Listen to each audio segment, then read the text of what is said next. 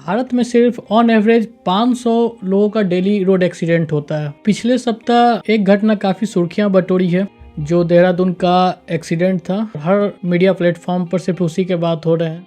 घटना पे हम लोग आते हैं तो यहाँ पे आपको देखने को मिलता है कि 12 तारीख के रात में टोयोटा की जो कंपनी है, इनोवा गाड़ी लेकर 7 दोस्त निकलते हैं लॉन्ग ड्राइव पे।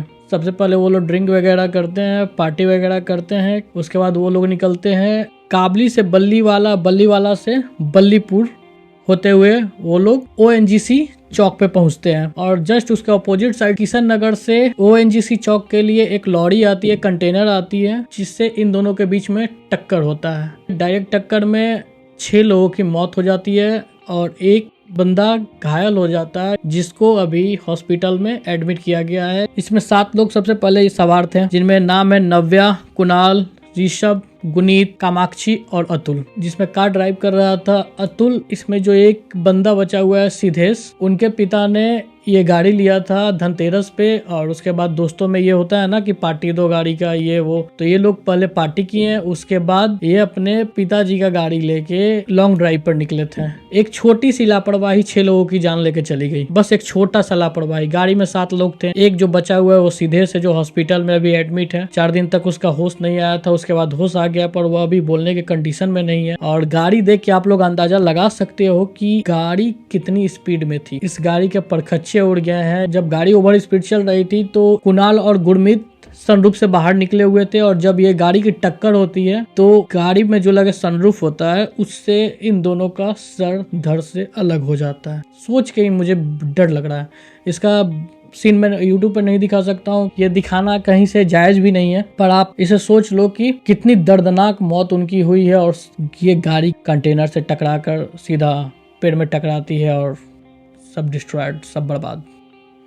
मतलब एक छोटी सी गलती, स्पीड, ड्रिंक, कार, तीनों का मॉकटेल बना, जान चली गई भाई। एक साइड कहीं पहलू को ब्लेम करे तो ये सही नहीं होगा। जो अभी डेटा निकल के आ रहा है सामने, उसमें ऐसा पता चला है कि जो कंटेनर था उसकी परमिट 10 साल पहले ही फेल हो चुकी थी। उसके बाद जो कंटेनर के मालिक थे वो दूसरे को बेच दिए थे। उसके बाद बिना कोई परमिट की गाड़ी चल रही थी और 10 साल से चल रही है, तो आप सोच सकते हो कि वो कैसे चल रही है, जर्जर हालत में चल रही थी। दूसरा इसमें सबसे बड़ी एक पॉइंट है कि जो ONGC चौक पे जो ये घटना हुआ है, वहाँ का CCTV कैमरा मतलब मानो तो डेड था। ऐसा रिपोर्ट में आया है कि वहाँ पे 8:30 बजे रात के बाद कैमरा बंद हो जाते हैं और मॉर्निंग में नेक्स्ट टाइम 10 बजे से फिर कैमरा चालू होते हैं। तो ये भाई कैसा रूल है कि रात में कैमरा बंद है? अगर वो कैमरा अगर रियल में चालू रहता तो इस घटना में किनकी गलती है? कंटेनर वाले की, कार वाले की? पर जितना अभी तक रिपोर्ट आया है सामने, उसमें तो दोनों के मिला जुला के गलती पता चल रहा है, पर ज्यादा गलती टोयोटा वाले की ही बताई जा रही है। और दूसरा सबसे बड़ा पहलू है कि इसको हम लोग रोक क्यों नहीं सकते हैं? रोक तो सकते हैं भाई। भारत का कानून अगर सही से बना दिया जाए तो इसको हर कोई रोक सकता है। भारत में ऐसा कानून ही नहीं है कि मतलब जिससे लोग डरे। अगर अंतरात्मा से मैं बोलूं या जितने लोग भी हैं, उनको इस बात का इसलिए डर नहीं लगता है क्योंकि भारत के जो कानून था वो कानून में है कि अगर आप ड्रिंक करके किसी को उड़ा देते हो या किसी को मार देते हो तो आपको जुर्माना के साथ 2 साल की सजा होगी। जो नया कानून पारित हुआ उसमें इसको बढ़ा के 5 साल कर दिया गया। सही है, 5 साल कर दिया, पर ऐसा नहीं लगता कि ये 5 साल जायज़ है। अगर दूसरे देश से हम लोग हमेशा कंपेयर करते हैं, अगर दूसरे देश से हम लोग देखें तो ऑस्ट्रेलिया में अगर आप ड्रिंक एंड ड्राइव करके किसी की जान लेते हैं तो 20 साल की सज़ा है। फिर उसके बाद आपका आ जाता है United state America, Japan, south Africa, इसमें आपको 15 साल की सज़ा होती है। फिर आपको आ जाता है कनाडा, फ्रांस, सिंगापुर, जिसमें आपको 10 साल की सज़ा होती है। और ऐसा है कि सिंगापुर में अगर आप 2 बार ऐसा कुछ करते हैं तो आपके फाइनली लाइसेंस रद्द कर दिए जाते हैं। तो इस टाइप का कुछ हैवी कानून लाना चाहिए इंडिया में भी, जिससे लोग डरे। अगर जो माता पिता अपने बच्चे को गाड़ी के चाबी ऐसे ही दे देते हैं, अगर इस पर थोड़ा सा स्ट्रिक्ट कानून बने तो गार्जियन भी चाबी देने से पहले 10 बार सोचेंगे।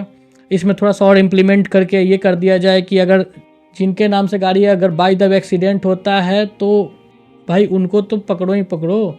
उसके बाद जिनके नाम से गाड़ी है उनको भी उठा के जेल में डाल दो।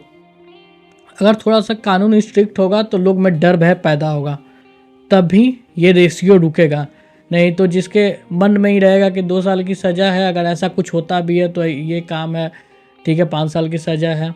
आप लोग भी देखते हैं, अगर बाय द वे ट्रैफिक को नियंत्रण करने के लिए अगर बात आ जाए तो ऐसा आप लोग रिलेट करोगे कि हम लोग भी रिलेट करते हैं कि भारत का जितना हमारी पुलिस फोर्स है उसका मात्र 3% ही ट्रैफिक पुलिस है। मतलब ऑन एवरेज रेशियो देखा जाए तो हर 20,000 के एवरेज बंदे पे एक ट्रैफिक पुलिस मैनेज करने के लिए। तो आप बताओ कि ये एक्सीडेंट और ये हालत कैसे रुकेंगे। अभी के टाइम में तो ज़्यादातर क्या है कि गाड़ी है, परमिट नहीं है या जो कुछ भी है, सीधा स्कैन किया, फाइन मारा, उसका काम हो गया।